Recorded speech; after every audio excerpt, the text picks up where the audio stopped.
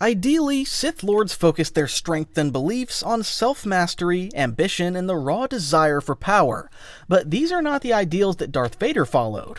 While many of his deeds led to his rise in power and followed some of his ambitions, he was fueled by his desire to save Padme initially. This technically classifies him as a failure in the eyes of other Sith Lords.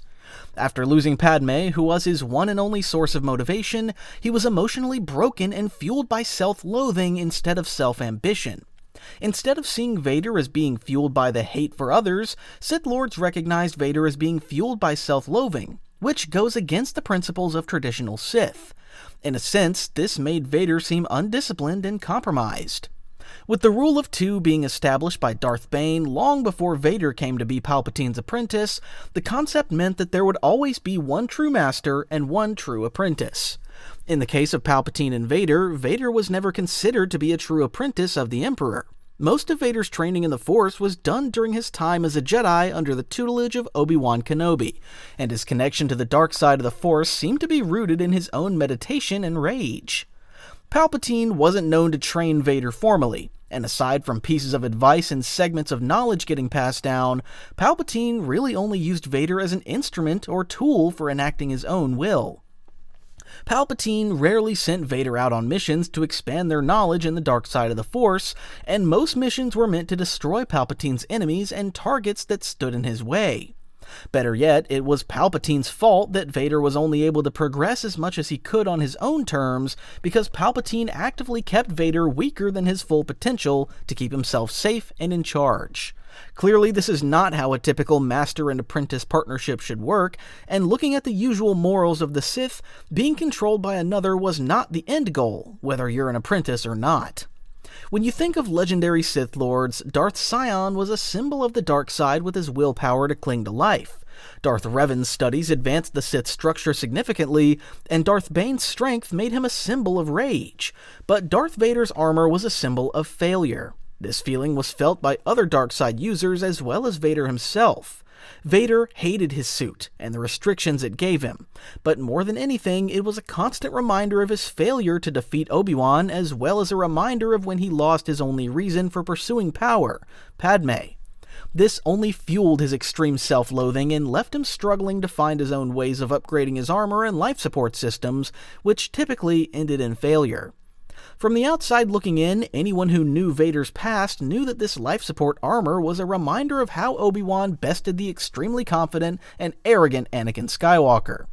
While Anakin was known to be powerful, smart, and resourceful, knowing that he was bested and left to suffer in his iconic armor left a sour taste on his legacy. Many people knew that Vader couldn't survive without the life support system that was built into his armor, and this led some people to think he was extremely inferior when it came to notable Sith Lords.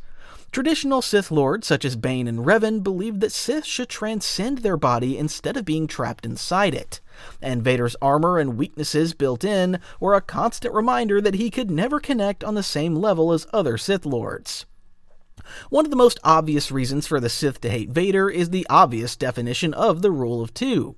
If you were anyone who wasn't Vader, he was simply an obstacle on your path to acquiring the power and status that you felt like you deserved. In order to reach the level of power that so many dark side users strive to reach, you had to take out any other Sith who were next in line. That means that Vader was essentially the gatekeeper for so many people who believed that they deserved his place and power more than he did. What made Vader even more formidable, though, was the fact that he spent quite a bit of his time as Palpatine's apprentice, hunting down and eliminating other dark side users who could have potentially been a threat to him and his stature. Not only that, but he also stopped other dark and light side users from taking out Palpatine, which would have reset the balance of power. Even though Vader made his own plans and strategies to kill Palpatine and take his place, he also protected Palpatine by acting as a bodyguard and mercenary whenever he found out about someone else's plans. While Vader was considered one of the most feared Sith Lords in the history of the galaxy, certain dark side users knew that he was Anakin before becoming Vader. This tainted his legacy in their eyes, as he was simply a Jedi who fell to the dark side through his anger, fear, and hate. While Vader clearly accessed his emotions to connect to the dark side of the Force, his past emotional connections made him weak in the eyes of traditional Sith. His fear of losing Padme and anger towards her death follow the traits of a dark side user, but the biggest question when looking at his past came with his connection to Obi-Wan. While he initially blamed Obi-Wan for who had become and what happened to Padme, it was believed that he might have a soft spot for his former master, which would make him weak. While attachment is considered to be against everything the Jedi teach, it doesn't always line up to empower dark side users either. In the end, this weakness was completely justified, as his attachment to his son led him to overthrow his master and seemingly destroy the Sith. If you consider the hate that dark side users had for Vader, the root cause of their emotions could actually be traced back to a truer emotion, fear. After facing the fear of Vader for so long, it became much more powerful to masquerade this fear as hatred instead.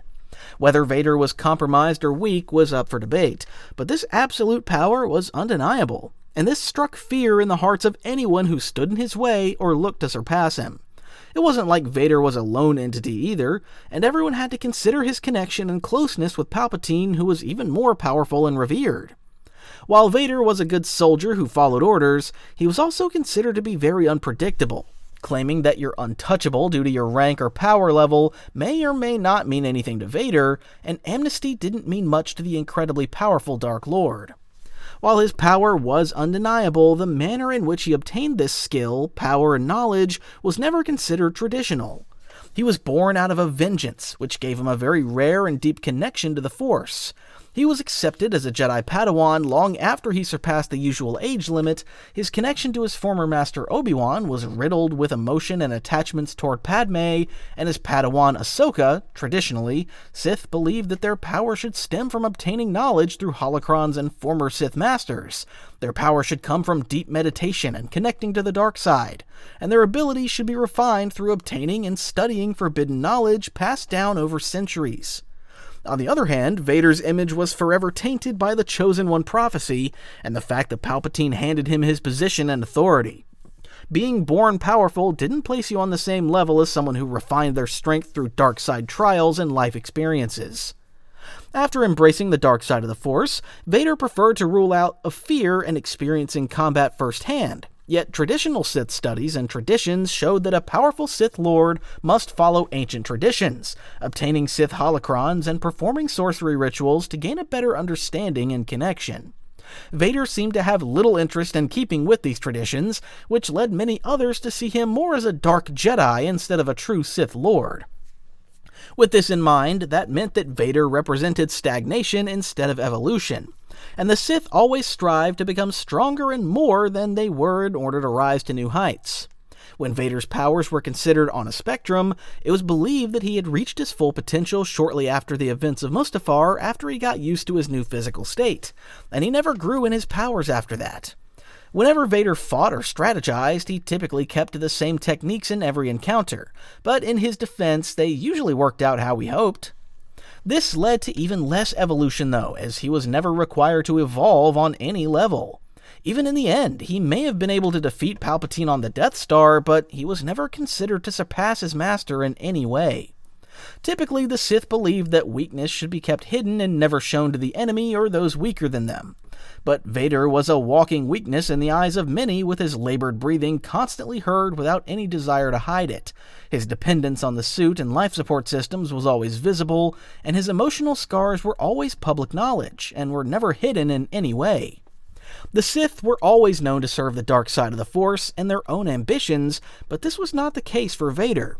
While he initially started down the path of the dark side as a way to save his beloved Padme once she was gone, he was more of an instrument of destruction for the Empire than anything. Vader's drive to go deeper into the dark side of the Force was gone, and even he understood that he was only there to keep Palpatine in his role of authority and to make sure that law and order was enforced against the strongest enemies in the Empire. Vader was an agent for the Empire more than he was a Sith Lord. All of the missions that Vader went on after becoming Darth Vader were meant to keep Palpatine in power and to keep stability in the Empire more than anything. Traditionally, the Sith were all about causing chaos, political unrest, and rebellion, and personal ascendancy over the needs and desires of anyone else. This also tied into the rule of two, meaning absolutely nothing during Vader's time as Palpatine's apprentice. Under this rule, the apprentice was always meant to challenge the master, but Vader was very content with his position in the Empire for the most part. In the eyes of other Sith Lords, this was a sign of cowardice, since the only reason he ended up challenging Palpatine was because his son was in danger. Vader's fundamentals didn't align with the Sith, as Sith were known to rule out of fear, chaos, instability, and treachery, but Vader tried to instill loyalty from others to follow him, such as his Inquisitors and higher-ranked officials in the Empire. While Vader's very presence instilled fear in everyone around him, this wasn't his actual intention. He completely understood what he symbolized and used this to his advantage on multiple occasions, but Vader respected loyalty and respect over anything else. Two of Vader's closest allies in the Empire were Grand Moff Tarkin and Grand Admiral Thrawn, but believe it or not, he wasn't a fan of them as people. He did not like Tarkin as an individual, but he respected his military strategy and ability to command his subordinates.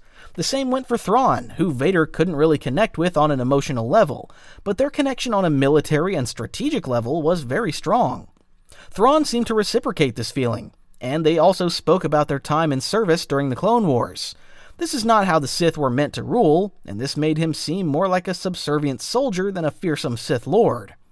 In the end, Vader failed the ultimate Sith test. Choose power over everything. The Sith saw Vader as being too controlled, too broken, and too human to be considered amongst the ranks of most powerful Sith Lord.